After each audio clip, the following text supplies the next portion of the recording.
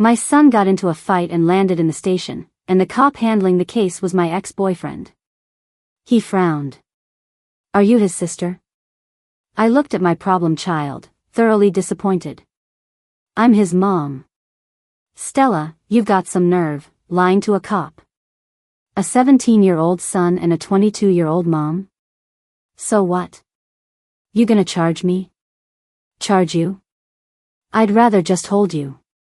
Wait, what? Is he nuts? My landlord died abroad. He didn't just leave me his house, he left me his son, too. Miss Stella, according to the deceased's will, the property is bequeathed to you. However, you are required to raise the deceased's orphan son, Calvin, until he comes of age. Through my grief, I glanced at the gloomy teenager in the corner. You're saying I'm his mom now? Well, his legal guardian, anyway. I'd been living here for 2 years, but Calvin and I hadn't interacted much. The most we shared was when I'd made too much food and gave him a plate. But now this kid, who was 2 heads taller than me, was suddenly my son. For the record, I'm a recent college grad still in the prime of my youth. Before I could even process my new identity as a stepmom, the hospital called for me to claim the body. I pushed open Calvin's door. Hey. Want to go pick up your dad with me? Get out. Okay. I used what little savings I had to buy the landlord a burial plot and hold a funeral. Just as the last shovel of dirt was laid, a group of people crashed the service, claiming to be Calvin's relatives. Oh, they were here for the house. I pulled out the will the police had given me. It was in black and white, property bequeathed to Stella. You think a worthless piece of paper is enough to take our family's house? Who knows if it's even real? Fun fact, you can get the handwriting analyzed. The next second, one of them crumpled the will into a ball and swallowed it. Seriously? I slowly pulled another copy out of my pocket. I had plenty of these, enough to go around. Actually, they could have the house. They just needed to legally take custody of Calvin. They all looked at each other, confused. Calvin? Who's that? Isn't that Calvin's son? Why isn't his son dead? They were dying to get their hands on the house. They wanted nothing to do with the son. Who cares about all that? Once we get rid of this little bitch, the house will be ours sooner or later. I was dragged and thrown hard onto the ground. I curled into a ball, protecting my head with my hands. The punches I expected never came. When I opened my eyes again, the group was scattered on the ground. You dare touch her, he said. Calvin, who had shown up out of nowhere, stood protectively in front of me. He didn't look like a 17-year-old kid at all. Back home that night, I made a bowl of ramen with 2 hot dogs. Eat something. You've been starving yourself for 2 days. Get out. Such a rude kid. But I had just promised to raise him until he was an adult. I couldn't let him starve to death in 2 days. I picked up some noodles with my chopsticks and brought them to his mouth. Here comes the airplane. I told you to get out. He knocked the bowl over. The scalding noodles and soup spilled all over my chest. A classic case of stepson scald stepmom to death with ramen. After running cold water over the burn, I texted the police officer. If Calvin starves himself to death, will I go to jail? The guardian would bear a certain amount of responsibility. I did a backflip out of bed and went to cook for my dear son again. All I got in return was another get out. I'll get out, I'll crawl out, the second you eat this. He moved to knock the bowl over again. I pulled open my shirt, revealing the fresh burn. Go on, burn me to death. Let's see if you can kill me before you starve yourself. Calvin didn't knock the bowl over. He didn't eat either. The next day, I truly learned the meaning of raising a thankless child. Calvin skipped class. I caught him at an internet cafe watching the national news. Calvin had a crush. I said it was normal for kids to have puppy love. His homeroom teacher, a man in his 50s, nearly fainted. What if I'm the one he confessed to? Me, It's never too early to start disciplining your kids. Calvin got into a fight and was sent to the station. I was called to pick him up. I never expected the cop on duty to be my ex-boyfriend, Dave. He looked me over, then glanced at the teenager next to me. Are you his sister? I looked at my problem child, fuming. I'm his mom. Dave tapped the desk sternly. Stella, you've got some nerve, lying to a cop. A 17-year-old son and a 22-year-old mom? So what? You gonna charge me? Charge you? I'd rather just hold you. Dave suddenly stood up and pulled me into his arms, sighing as if he'd found something precious he'd lost. Stella. Wait a minute. Is he nuts? Calvin, witnessing this, rolled his eyes, grabbed me by the collar, and pulled me out of there. I asked Calvin why he was fighting. He looked indifferent. I was bored. So cool. Even his lies were half-assed. I took him to KFC and bought him a kid's meal, the kind that comes with a Gundam toy. Stop trying to manage my life. You're really starting to think you're my mom. If you don't want to call me mom, you can call me auntie. But you've got some weird taste, writing a love letter to your homeroom teacher. He talks too much. I knew it. Why would you like someone old enough to be your mom? Calvin gave me a long, meaningful look. I then asked if those guys were bullying him. The punk turned his head away dismissively.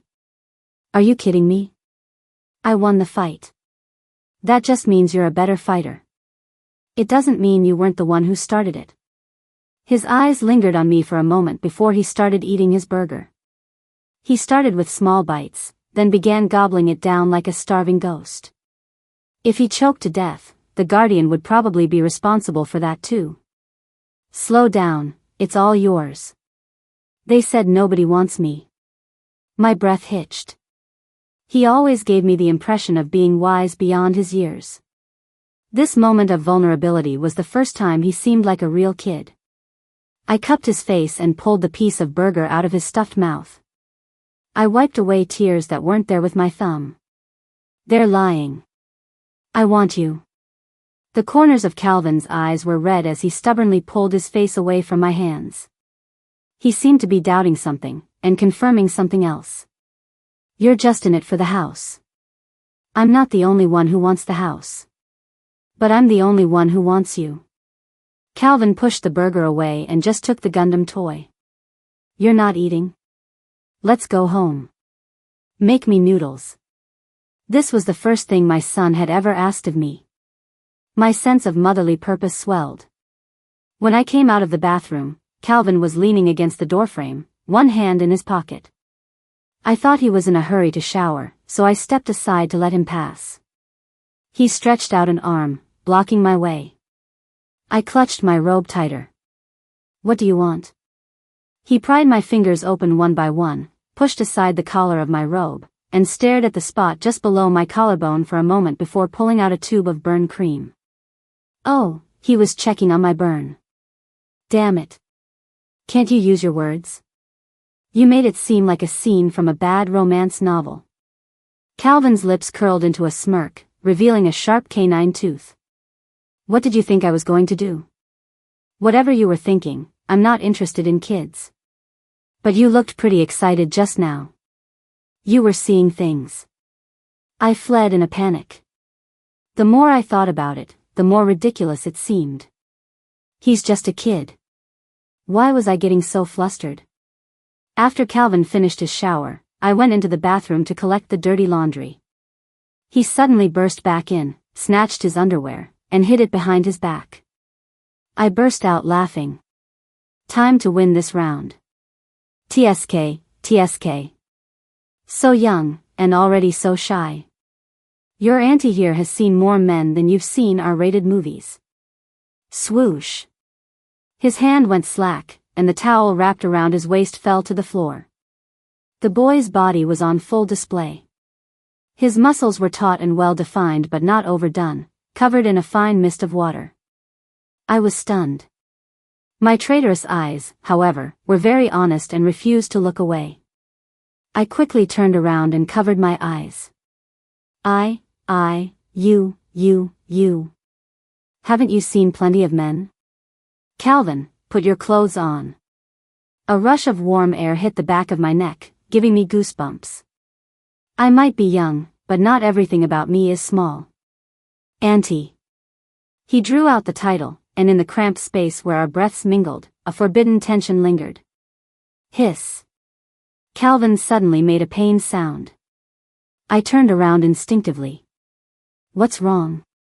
He touched his back. It hurts. He must have pulled at his wounds. The old injuries from defending me hadn't healed, and now he had new ones. He took out the medicine to put on his back, but because of the awkward angle, he kept missing the spot. Maybe I should. Help me. Not shy at all, are we? I applied the ointment, gently rubbing it in with my palm. The punk looked thin, but his muscles were solid. After I finished his back, he turned to face me, indicating he needed help with the front too. But the injuries on his front were on his chest. You can see the front. Do it yourself. I want you to help me. Calvin was as stubborn as a mule. He grabbed my hand and pressed it against his chest. Wow, his pecs are even better. No, what am I thinking? I've really been single for too long if I'm finding a punk kid attractive. He looked down, seeming to enjoy my flustered state. It was only then that I realized I'd walked right into his trap. I fled in a panic. Again. Before bed, I got a friend request on my messaging app from Dave. The request read, Stella, let's get back together. I remembered our breakup a year ago. His message then was just as simple. Stella, let's break up. Just like his name, Dave was born to be a cop. Even the way we met was at the police station.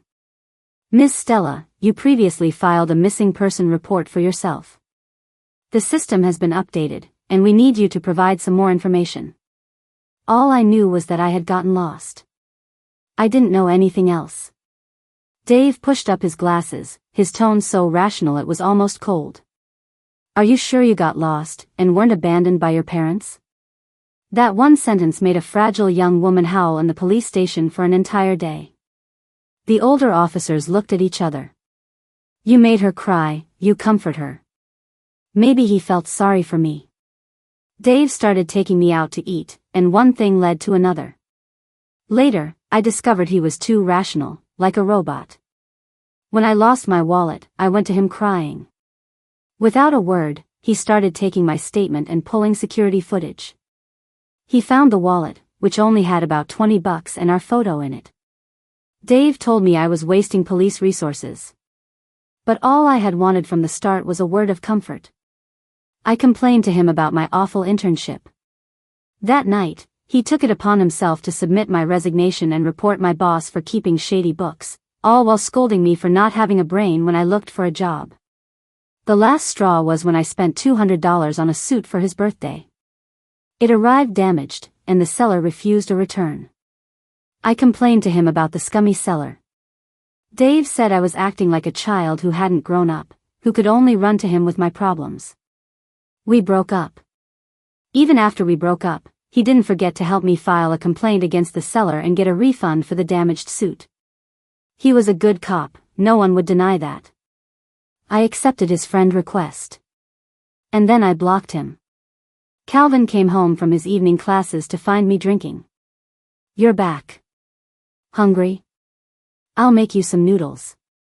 I tried to stand up but stumbled, falling into Calvin's arms. He disgustedly helped me to the sofa. Why'd you drink so much? Calvin, do you think I'm a jinx? When I was born, my family was gone. I rent a house, the landlord dies. I slave away at a job, the company goes bankrupt. My already low salary was just enough to cover rent and basic living expenses. Now that even that meager income was gone, all I could afford was the cheapest rotgut liquor. Calvin snatched the bottle from my hand and scolded me, "You're going to drink yourself to death. If I die, the house is yours." Shut up. Don't say stupid shit like that. Calvin. Behave. I'm your elder. He fell silent, just quietly watching me have my meltdown. I often wonder if my life wouldn't have been so hard if I'd had a mom and dad. I was completely wasted. I clung to Calvin and started calling him Mom. Mom, when are you coming to take me home? Mom, I'm not doing well at all. Mom, Mommy, why aren't you saying anything? Calvin was both speechless and helpless, forced to let a drunkard throw a tantrum in his arms. He gently patted my back. Mom's here. He carried my drunk ass to bed, wrung out a hot towel to wipe my face and hands. By the time he was done, it was almost midnight. The boy looked at me and sighed. My elder, huh? Who's taking care of who here? A new sun rose, and I was alive again. Calvin, I've decided to start a business. The kid looked at me with disdain, not even bothering to make eye contact. What, performing your drunk act on the street? I'm going to set up a cart and sell buns. Just tell me, are my buns delicious or not? They're terrible. The next second, he had one stuffed in his mouth, another in his hand, and was out the door. I'm a woman of action. I set up a small cart near the school, selling buns on one side and hot dogs on the other. When the evening study halls let out, a lot of students came out looking for snacks. I knew my buns were good. They sold out quickly. As I was packing up, a few male students blocked my cart. Sorry guys, the buns are sold out. Come back tomorrow. The boys snickered. Hey, isn't this Calvin's little stepmom? A dead dad, a street vendor mom, and their broken little boy, ha ha ha. I looked closely and recognized them as the guys Calvin had beaten up a few days ago. I didn't want to cause trouble on my first day, so I held my tongue and left. The next day, business was even better, and the same group of boys surrounded my cart again. Hey man, what are we eating today? Calvin's mom's buns, ha ha ha. They laughed mockingly, blocking my stall. I forced a smile. Sorry, guys, the buns are sold out. Want a hot dog? The boys exchanged a glance, looking me up and down. Auntie, I've got a sausage for you too. Teenage minds, thinking a dirty joke makes them a man. I slowly packed up my cart and sighed. Is that how your parents met?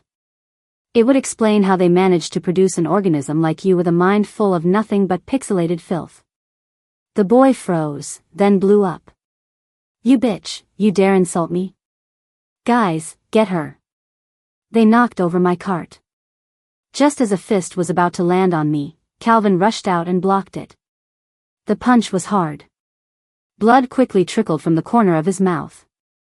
Fuck. You dare touch my son? I'll kill you. We all ended up in a massive brawl that only stopped when the police arrived. Dave looked at Calvin, then at me. He took a deep breath, ready to chew us out, but then he saw the bruises on my face and swallowed his words. You two are quite the pair, huh? A regular mother-son fighting duo. Calvin and I looked at each other and snickered. Dave, what was it this time? They were picking on Calvin. They were making dirty jokes to Stella. After we finished the paperwork, Dave drove us home. Calvin got out of the car first. As I followed, Dave stopped me. He slid into the back seat and closed the door. Give me your phone. What for? He ignored my question and snatched the phone from my hand. After a few taps, he handed it back. Don't you dare delete my number again. Since when do you control my contacts? Stella, I'm not kidding. Calvin isn't a little kid anymore. You're a single woman living with a teenage boy. You need to be careful. Outside, Calvin impatiently knocked on the car window. The next second, he yanked the door open and pulled me out. He stood in front of me, his eyes locked in a standoff with Dave's. Seeing things were about to spiral, I tugged on Calvin's school uniform. It's cold. Let's go home. He grabbed my wrist and, right in front of Dave, dragged me inside the house. The food cart was a bust. I was back to worrying. Raising a son is not easy. The money left in my pocket probably wouldn't last until next month. Calvin came out of the shower. Still shirtless, he was drying his hair with one hand, the movement causing his muscles to ripple in graceful lines. "Calvin, can you please put a shirt on?" The rebel suddenly stood in front of the sofa, looking down at me with his head tilted. Cocky as hell. "Didn't you say you weren't interested in me?" "Interested or not, I'm still a normal woman, okay? So you're saying you're interested?" He leaned down, his face close, our eyes meeting.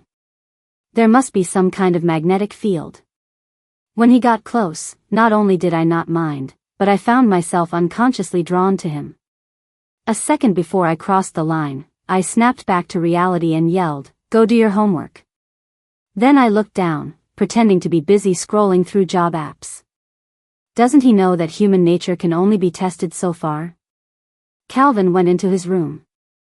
When he came out, he was wearing a shirt and tossed a card on the table. "Stop worrying. I have a little money." I picked up the bank card and examined it. "How little?" "A little over 500. Only 500,000. A thunderclap sounded from the heavens as the humble servant made her grand entrance. "Young master, your wish is my command." His dad had been doing business overseas and would transfer money to Calvin after every deal, which is how it escaped the clutches of those leech-like relatives. "The pin is my birthday. Go on, spend it all." In that moment, nobody knew how incredibly cool this kid was. If he were just 1 year older, I wouldn't be playing stepmom, I'd have pounced on him. Summer vacation ended, and Calvin started his senior year. The night before, I had sworn up and down that I'd go to the parent-teacher conference. The next day, I overslept my afternoon nap. I can't believe it. As a student, I was late for school. As a parent, I'm late for conferences. It's always the same people who are late. When I rushed to the school, Calvin was standing alone outside his classroom. He shot me a sour look. "Well, look who's finally awake." "Sorry, am I really late?" "Only by an hour." "You still want to go in?" "Better not." I've always been afraid of teachers, and Calvin's homeroom teacher looked just like mine did back in the day. The kind who wears flesh-colored nylon socks with wedge sandals and spits when she yells at you. I stood outside the door with him. The late summer wind still carried a hint of warmth, tickling my face. The setting sun painted half the sky red, a magnificent sight. The sunsets of your school days are a romance you can never get back. I looked at the honor roll on the wall. Next to the outstanding students were the outstanding parents. Inside the classroom, an outstanding parent was on stage, sharing her parenting wisdom. "Calvin, think you could get me on that honor roll in my lifetime?" I looked up at him. The sunset cast a golden glow on his messy hair, making it shine. "Call me bro, and I'll think about it." "You're putting on an act." "What good would it do even if I did?" His grades were always at the bottom, and only the top 10 students in the class made the honor roll. "How do you know I can't if you don't ask?" "Fine. Calvin bro, big brother, please be a dear and let me make it onto the outstanding parent honor roll just once." On the first monthly exam of senior year, Calvin scored a 601, placing 5th in his class. Holy crap. He hadn't seemed to change at all this past month, still fooling around all day, not even doing his homework. Going from a 200-something to a 600 is the kind of thing they'd make a 3-part Mythbusters episode about. But this also meant Calvin could get into a really good university. I jumped 3 feet in the air and threw my arms around him. "I knew you were faking it. Were you secretly studying under the covers with a flashlight? Tonight, I'm making you a special health-boosting soup."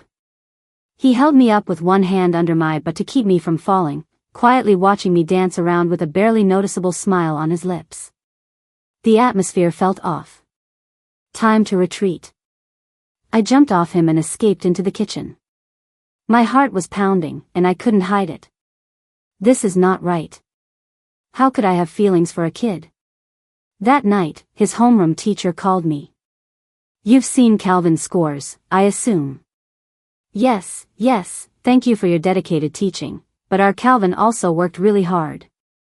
Calvin's guardian, I hope you can have a serious talk with him. Bad grades are one thing, but cheating is a moral issue. He can cheat once, but he can't cheat forever. I turned off the speakerphone and glanced at Calvin, who was eating across from me. He acted as if he hadn't heard a thing, just kept shoveling food into his mouth. I got up and went to the balcony. Ma'am, do you have any proof that Calvin cheated? He used to be at the bottom of the class, and this time he scored over 600. What else could it be but cheating? Couldn't it be that he's a genius? If you suspect him of cheating, please provide evidence. The teacher was surprised by my attitude and got angry. Then let him retake the test. On what grounds? The police need evidence before they can arrest someone.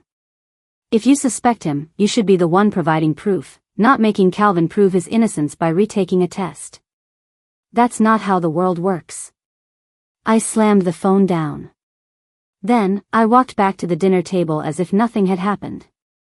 Calvin placed a piece of deboned meat into my bowl and said casually, "The parents of the top 10 students in the grade get to go on stage to receive an award. You want in?" "Yes." "Call me bro." "Never mind, I don't want it that bad." It's strange. This kid always seems to have me wrapped around his finger. Somehow, Dave found out that I was now living off Calvin's money and insisted on finding me a job. The will says you have to take care of him until he's an adult. His 18th birthday is next month, right? Once he's an adult, are you going to continue this kind of relationship with him? Excuse me? What kind of relationship are we having? Dave, you have a way of making things sound ugly. I was actually a little nervous, but I tried to sound as righteous as possible. Listen or don't, I'm going to say it anyway. Don't you think he has an unhealthy possessiveness over you? That time I drove you home, the look he gave me from outside the car could have killed. And even if I'm overthinking it, you two aren't related.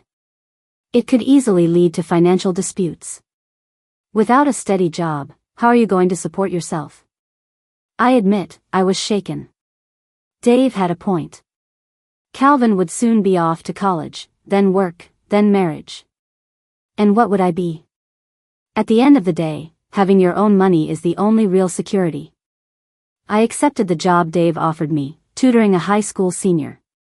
The girl lived in the police family housing complex, so Dave would always drive me home after my sessions. One day, he brought up our relationship again. "Stella, have you thought about getting back together?" "No need to think about it." "I don't want to." "Why not?" "Why do you want to?" "I want to take care of you. Look at the state you're in. No stable income, living in someone else's house, and suddenly you're the guardian of a high school student." Thwack. A rock hit the car's tire, cutting Dave off. Calvin slowly emerged from the darkness, stopping at the edge of the light. I quickly got out of the car. "Why aren't you inside?" His voice was icy. "I forgot my key." I opened the door and had just stepped inside when a chilling presence enveloped me from behind. Calvin was hugging me from the back. "Stella, you don't want me anymore, do you?" He rested his chin in the crook of my neck, his voice hoarse and trembling slightly. I'd been busy with tutoring lately and hadn't been paying as much attention to him. Could this be the possessiveness Dave was talking about? No, that's not it. It's normal for a kid to feel insecure. It's just that this kind of intimacy shouldn't be happening between us. I gently unclasped his hands from my waist. "I've just been busy with work lately." "Don't overthink it. Why do you need to work? Isn't the money I gave you enough?" "That's your money. I can't spend it forever. I need my own job and my own income." "Why can't you spend it forever? I'll make more money for you in the future." "Calvin. We can't cross this line." After I said that, the air grew even colder. Calvin didn't look at me again. He just slammed his bedroom door shut. In the days that followed, our relationship seemed to regress to how it was at the very beginning. He wouldn't eat the food I made, wear the clothes I washed, or listen to anything I said. He skipped class, got into fights, and his grades plummeted back to the bottom. When I was called into the office again, the homeroom teacher had a smug "I told you so" look on her face, as if to say, "See? I knew Calvin wasn't a genius. He's just a bottom-of-the-barrel student." Calvin's guardian, I don't think I need to say much about his grades. The college entrance exams are less than 6 months away, and Calvin is reading novels in class. She slapped a book on the desk. It was an old martial arts novel. I flipped through it. Every instance of the word "anti" had been cut out, leaving little holes in the pages. I knew then. Calvin was fighting with me. On Calvin's 18th birthday, I found him at a bar. The kid drank with more swagger than most adults. "Come home with me." "Why should I?" "Because I'm your guardian." "Not for long." "But right now, I still am." I was firm, snatching the glass from his hand and slamming it on the table. He froze, his arrogant expression returning. "Fine. You drink. You drink until I feel like going home." I picked up the glass he'd been drinking from, thought for a moment, then put it down and grabbed the whole bottle. The liquor at the bar wasn't like the cheap stuff at home, it was so strong it made my eyes water. As I lifted the bottle again, Calvin grabbed my wrist. "That's enough." He came home with me. "You haven't been yourself lately. We need to talk." "What's there to talk about?" he said, pulling his hand away. "You're not my mom. As soon as it hits midnight, I'm an adult. You won't have to deal with me anymore. You'll get the house." "Stella, you got what you wanted." "Calvin, is that really how you see me? I don't expect you to respect or love me, but you have no right to question everything I've done for you. If it was just about the house, I could have sold it and thrown you out. Did I have to let your teacher humiliate me like that? I told you to leave me alone." Smack. I slapped him across the face. My hand trembled as I pulled it back. If it came down to a real fight, Calvin could easily take me. But I couldn't control my anger anymore. He had hurt me too much. Tears streamed down my face, ruining the tough girl image I'd worked so hard to build. Calvin was stunned by the slap, his face a mask of disbelief. But seeing me cry, he started to panic. He cursed under his breath, then leaned against the window in frustration and lit a cigarette. He must have just picked up the habit, his posture was still a bit awkward. "Put it out." He looked at me in silent protest. Smack. Another slap. This one knocked the ash from his cigarette. "The cigarette. Put it out." He stared for a second, then obediently stubbed it out. Guess the old saying is true, spare the rod, spoil the child. If I'd known a slap was this effective, I would have used it ages ago. We stood there facing each other. Silent. But the tears kept coming. "Stop crying.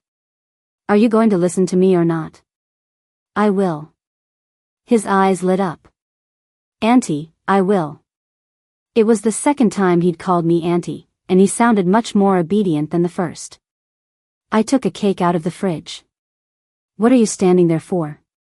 Get over here and celebrate your birthday." "You owe me again?" I raised my hand as if to slap him again. From now on, no more "oh" or "uh-huh." It's "oh" or "uh-huh, uh-huh." Got it? He just needed a little training. Dave showed up first thing the next morning. I knew what he wanted to say, so I sent Calvin out on an errand beforehand. "Calvin's an adult now. Your responsibility is fulfilled. And? You don't need to be his guardian anymore. Stella, you're free. You can do whatever you want now." He said this with a smile, as if he were genuinely happy for me. I crossed my arms and leaned back on the sofa. "How do you know this isn't what I want to be doing?" Dave's smile vanished. He looked confused. "You're going to keep being his nanny? What about your future?" "I'm not one for long-term plans. I just want to live in the moment and help Calvin get through his exams." I'm not going to continue with that tutoring job. I've already found a new teacher for the family. In the future, you don't need to worry about our lives, Officer Dave. Our lives? Dave muttered to himself, repeating my words. His reason for breaking up with me was that I relied on him for everything. His reason for wanting to get back together was to take care of me. It was utterly ridiculous. After Dave left, I glanced toward the corner of the staircase. How long are you going to stand there eavesdropping? Calvin slowly emerged and walked over to me. He cautiously touched my fingertips, his touch a tentative caress. Was what you just said true? You'll stay with me? You don't want me to? I do. I patted his cheek. Then you'd better study hard, get into the best university, and let me go show off to your homeroom teacher. That last time was just too humiliating. I quit the tutoring job. The little girl cried her eyes out, trying to get me to stay. But other than saying sorry, there was nothing I could do. To me, Calvin was more important. After that, I dedicated myself completely to helping Calvin prepare for his exams. To be precise, he didn't need my help at all. The kid knew everything. He was only getting failing grades to get my attention. But he insisted I stay with him. Even if I couldn't help with anything and just sat there spacing out, I had to be by his side. One day, while I was helping him study, he pulled a Lego set out of his backpack. I immediately switched into strict mom mode. What time is it? You still have time to play with Legos? He looked at me, speechless. It's for you. Aren't you bored sitting here? Damn it, I yelled too soon. The end result was that I couldn't understand the instructions and couldn't piece the parts together. Calvin didn't get a single problem done because he had to help me with the Legos. I felt so guilty. The night before the college entrance exams, Calvin said he was going to a classmate's party. Can't it wait until after the exams? I promise you, I won't drink, I won't eat anything weird, I won't cause trouble, and I'll be back before 8. He knelt by my leg, holding my hand and pleading like an obedient puppy. I gave him permission. But by 9:30, he still wasn't back. He wasn't answering his phone or replying to my texts. My heart was pounding, about to jump out of my throat. A sense of dread washed over me. I couldn't wait any longer. I decided to go out and find him. The restaurant where the party was held said the kids had left long ago.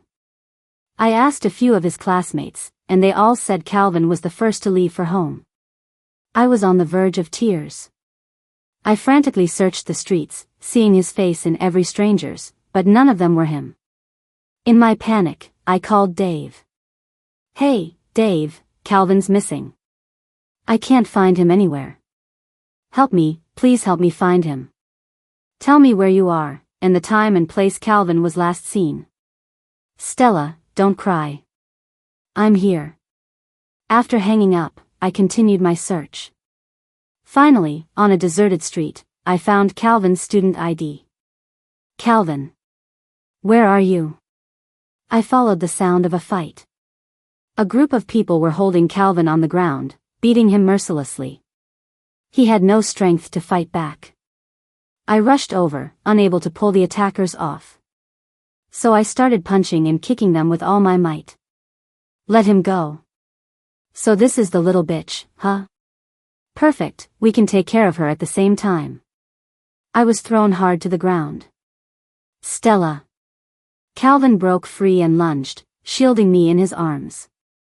I hugged him back, tears streaming down my face. Don't hit him, I'm begging you, he has his exams tomorrow. Exams? What the hell do I care? I just want the money. Why are you wasting time talking to them? Just kill them and let's go. One of them pulled out a dagger. The cold glint of the blade was terrifying. I threw myself over Calvin, shielding him with my body. The cold steel plunged into my left shoulder. It hurt. It really, really hurt. Stella, you big idiot. Stella, I'm so sorry. When I woke up, it had been 2 days. Dave was sitting by my bed, his head in his hands, looking exhausted. He jolted awake when he heard me move. "Stella, are you okay? Are you in any pain? Where's Calvin?" I could barely make a sound, but Dave understood me. "Don't worry, he's taking his exams. He should be finished by now."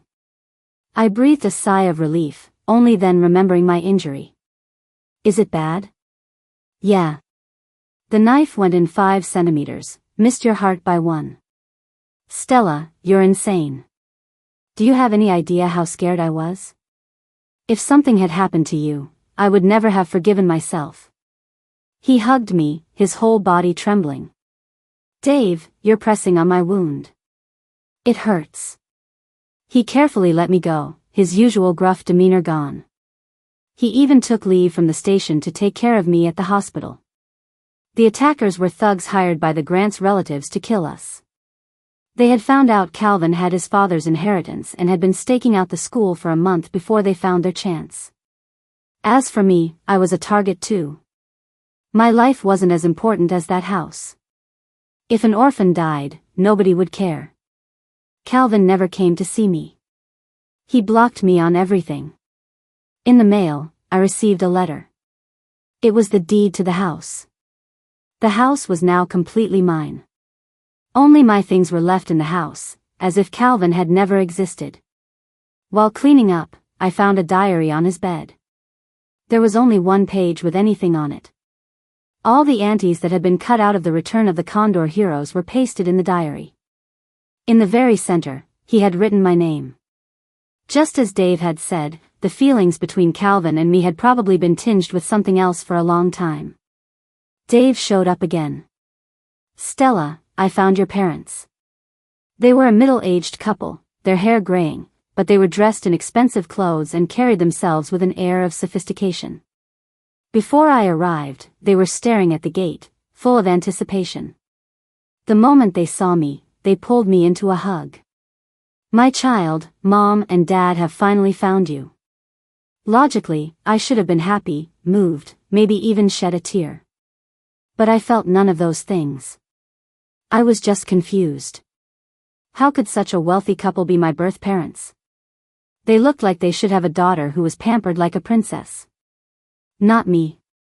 An orphan girl who'd been crawling through the mud since her early 20s. I asked them what my original name was. They hesitated, only able to say, "Sweetheart, you're our sweetheart." I must have been abandoned right after I was born, before they even had time to name me. Stella was the name given to me by the uncle who had sponsored me. Stella, a lucky star. They apologized to me. When I was born, their business was going through a tough time. A fortune teller predicted that my arrival would bring disaster to the family. Panicked, my parents abandoned me, still a newborn crying for milk. Their business gradually improved, but as they got older, they couldn't help but think of the child they'd given up. So they came looking for me. Mom and Dad had no choice. "Stella, come home with us. We'll make it up to you, we promise." I refused, saying I needed to think about it. Dave didn't understand. "What is there to think about? Haven't you always wanted a family of your own?" "Yes, I have. But I've had one for a long time. A home with Calvin." I was at a bar, completely wasted. It was Calvin who came to pick me up. We hadn't seen each other in almost 2 months. He had lost a lot of weight. His hand, as it held mine, was bony. "Dave said you wouldn't go home unless I came." I slapped him, not too hard, not too soft. I glared at him with accusing eyes, as if asking why he had abandoned me. "I'll call a car to take you back." "No, I don't want to take a car." I wrapped my arms around his waist from behind, acting clingy just like he used to. He caressed the back of my hand, then lifted me onto his back. "Calvin, am I heavy?" "No." "Calvin, did you get your acceptance letter?" Uh-huh, it just came today. See university." "Heh, now I can really show off to your homeroom teacher." He hitched me up higher on his back and kept walking. On this summer night, even the evening breeze was warm. After walking for what felt like a long time, he asked, "Where's your home?" I patted his cheek. "Stop pretending. You know where. I mean, your new home. The one with your mom and dad." He already knew about my birth parents. Then he should also know that I didn't want to go back with them. I heard they're famous entrepreneurs, very rich. When you go back, you can do whatever you want. If you want to open a bun shop, or a whole bun factory, you can. You'll have maids to take care of you, so you'll never have to do laundry or cook again. You won't have to tutor me, and no one like me will ever make you angry again. I covered his mouth, stopping him from saying more. I don't want that. I want to go back to our home.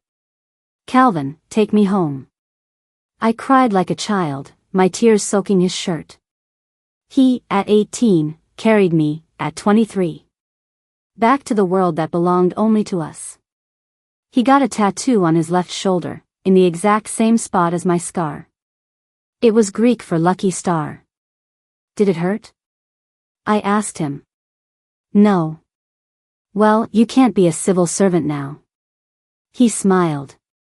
So, will you support me then? We crossed the final line. We held each other, kissed, and carefully tested each other's limits. That night, all the flowers in the garden bloomed.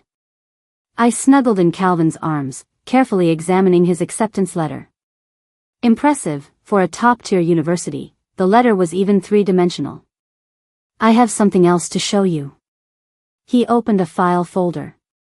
Inside was a stack of remittance slips and donation certificates. The donor, 4-leaf clover. The uncle who had sponsored me was also named 4-leaf clover. I knew my dad was sponsoring a student. I just never imagined it was you. The recipient on every single remittance slip was Stella. From the time I was 5 until I graduated from college. The total came to over $100,000. 4-leaf clover. Calvin. My mom died giving birth to me, and I almost didn't make it either. To build up good karma, my dad went to an orphanage and sponsored a child. That was you. He bent down and kissed my hair. It was you. My lucky star. That was the only time I ever met his father, Calvin. I can't even remember his face clearly now. He chose me in a single glance, the child with the clearest eyes. A child who was considered a jinx because of the timing of her birth, personally named Stella by him. It turns out the bond between Calvin and me was set in motion long, long ago. Stella, I love you. Stella, you should go back to your birth parents. You should have a wider world, you should enjoy all the possibilities of life, you should live more beautifully than anyone else, you should have the best ending. I knew he was afraid of becoming a burden to me. I would prove that he wasn't. My birth parents took me to get my identity officially registered. They had a master pick a new name for me, Cora. Like the rising sun, a new dawn, a new life. But I didn't like the name. My life before was just fine.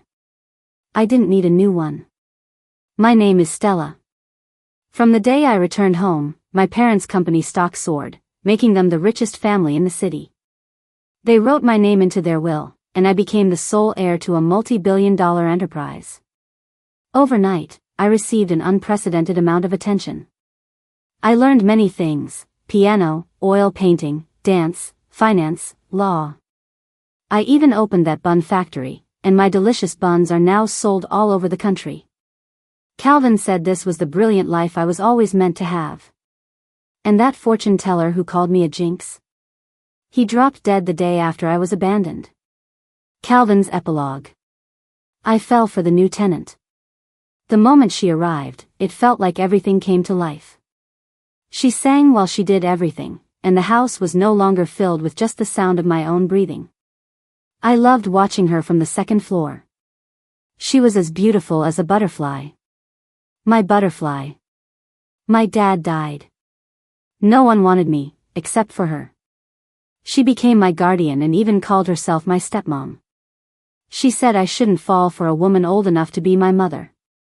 Want to go pick up your dad with me? She made me call her auntie, which was barely acceptable. After all, there's a precedent for aunt-nephew relationships in literature. Right, Romeo and Juliet? She has an ex-boyfriend. I was mad with jealousy. What right did he have to hold her? I wanted to kill him. I didn't dare go see her. I wasn't worthy. I only ever brought her harm. I was also afraid of disappointing her. It wasn't until I had my acceptance letter in hand that I mustered a sliver of confidence. It turns out she was the student my dad had been sponsoring all along. I knew it. She was mine. She was my lucky star. But I won't cage her by my side. She should be like a bird, flying to her own mountain.